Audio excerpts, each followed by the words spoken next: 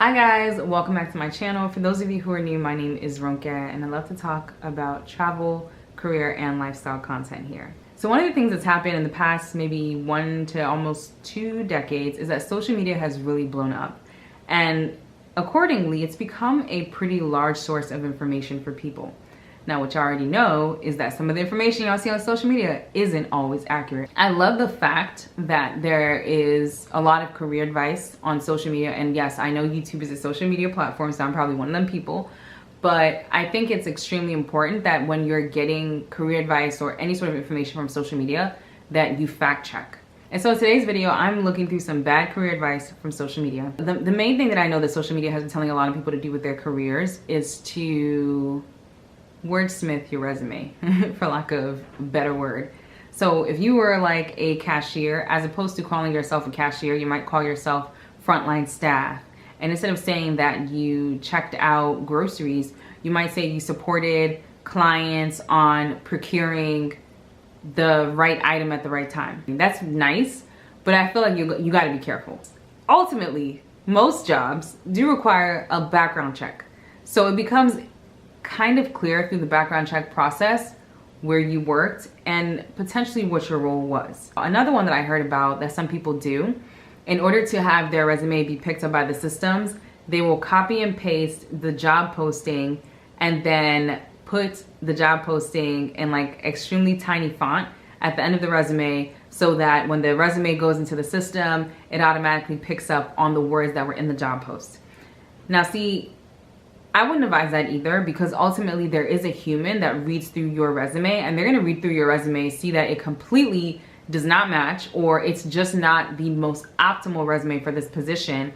And they might even be wondering to themselves, how did this resume even pass through? Now, if they go back and they figure out what you did, I don't know that that would necessarily give you an opportunity to apply to that company again. So I personally wouldn't do that. If a recruiter is looking at your resume and all they see is that all the hits that they're getting for literally every word in the job posting is an invisible word after your footer, it's going to become obvious that you're up to trickery. There are definitely a lot of resources out there that would assist you with your resume, so I think it's just important for you to provide as accurate a picture as you can of what you truly did. I've heard so many people say that when you are in a job or you're working somewhere that you should withhold all the knowledge that you have about a specific task so that the company can never get rid of you. To me, it doesn't make sense for multiple reasons. You know, I feel that for one, you should want to teach others how to do some things. In the event that you need to go on vacation, there's not going to be such a huge issue with you going on vacation or you being out unexpectedly. You know, I feel that when you are the only person that knows how to do something, yes, they may be a lot more dependent on you, but that means that you need to make yourself available for them to depend on. Additionally, I do think that, you know, when you are in a position where you can teach other people something, as I've said in one of my prior videos about delegation, I feel that that shows that you are improving or you're growing as a leader. Finally, you cannot, to me, I think it's extremely hard for you to be the only one that knows how to do one particular task and for you to also be learning other tasks. So the idea that you want to hold your company hostage by being the only one that knows how to do something is ridiculous. Additionally, truth be told, unless it was something that you created, more than likely somebody else in the company knows how to do it. They might not do it as often as you, they might not do it as well as you, but they might know how to do it. Be willing to teach others and make it apparent to them that you also want to learn so that you can grow in your career. This third one, I've noticed that when I see some social media posts about interview prepping, they really tell y'all to say a whole lot of nothing. You know, there was one that I saw in particular that I'm going to read out to you guys. Why should we hire you? I applied for this position because of my readiness for growth and more development. Therefore, this position is not only going to help me achieve my current and future goals, but my highly motivated and disciplined personality is going to help greatly in adding value by contributing immensely to the company's values, vision, and mission. You just said a whole lot of nothing. I feel that when you go to an interview, it is important for you to give an answer that is both specific and unique to you, because these interviewers might be seeing plenty of other people, but you want to make sure that everything you have said is true to who you are and it also stands out. So when you give a cookie cutter response that literally says nothing about what you as an individual have done or will do, I think it's more to your detriment. And you know, maybe it's just me, but I feel that whenever in my past interviews, I don't go about this company, this company, this company. I would say the name of the company I'm interviewing for, so it's obvious and it's a constant reminder to myself, like, hey girl, you're in an interview with this company don't mess it up. So I definitely would just recommend, once again, that you are specific and unique with your responses. Now the fourth thing, and I've been looking for the right opportunity to use the specific word I'm about to use for this, but don't be a pick-me, okay?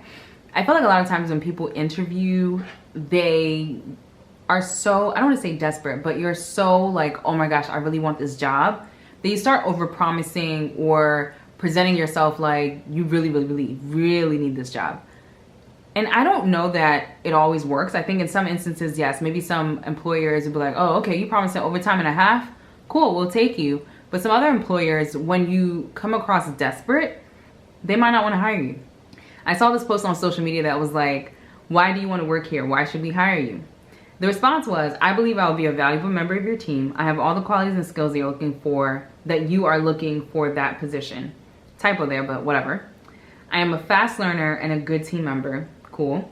I can work with less supervision and can work overtime if needed. You know, I feel like you end up putting yourself in a position whereby you've presented yourself as someone that they will now think is super reliable, super available, and then they hire you, and after like day 3 or 4, you're calling out sick. I just strongly feel that when you are going for an interview, it is as much an opportunity for you to interview the company as it is for them to interview you. So you being a pick-me is not to your advantage.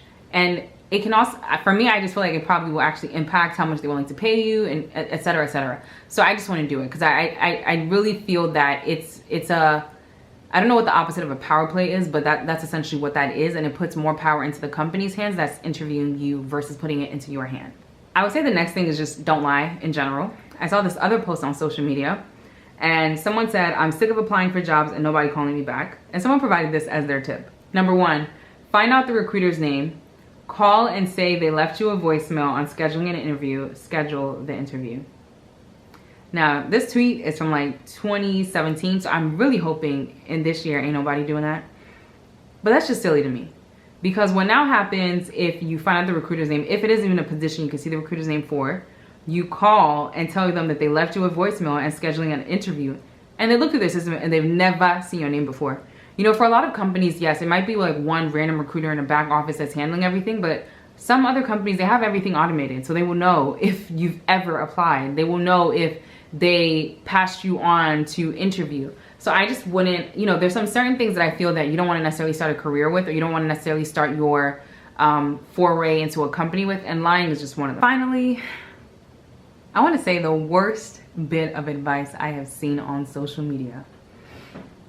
I'm going to read the tweet. I'm going to block the name of the person who wrote this tweet, but I'm going to read this tweet to you guys. And once again, please, I'm just begging you, do not just take everything you read on social media and run with it, especially when it comes to career.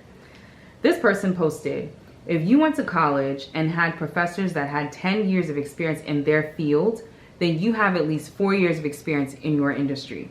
You don't have to have had the title to add the experience to your skill sets. That is the absolute worst piece of career advice I've ever heard in my life. And I think this tweet was why I decided to shoot this video, because the day I saw it, I was just like, what? Do people actually believe this? Like, would someone actually do this? Let me explain to you guys why that is a terrible thing to do. Most times when people talk about, oh, I have X amount of years of work experience, you have to justify like where you got that work experience from.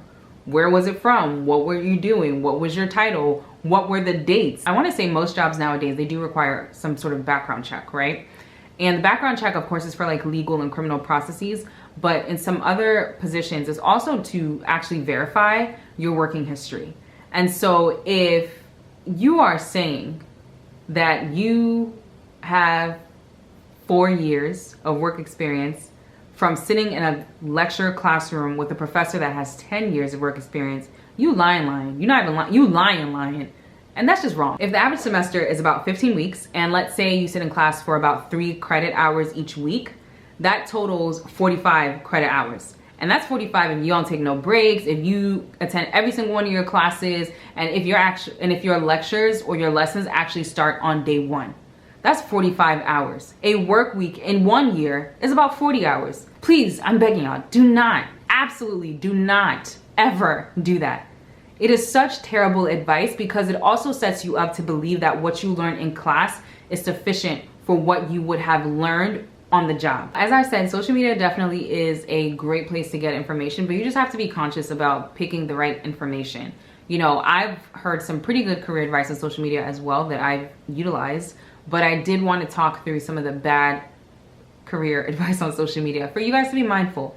You know, it's not everything, once again, that you see on social media that you should run with. So just be mindful, and if at all you're uncertain or you have a little bit of doubt, please reach out to someone who could be a career mentor to you, who is a career mentor to you, someone who might be a little bit more seasoned in their professional journey and that has integrity, because that matters, and ask them. They may be able to guide you and kind of lead you into the right path. Anyways, that's all I have for today's video. Please let me know of any outlandish career advice y'all have heard, because I honestly like look at this stuff and I start cackling because it's so funny. So please, you guys, help me cackle. As always, please make sure that you like this video, share it with others, and subscribe to my channel for more travel, career, and lifestyle content. See you next time.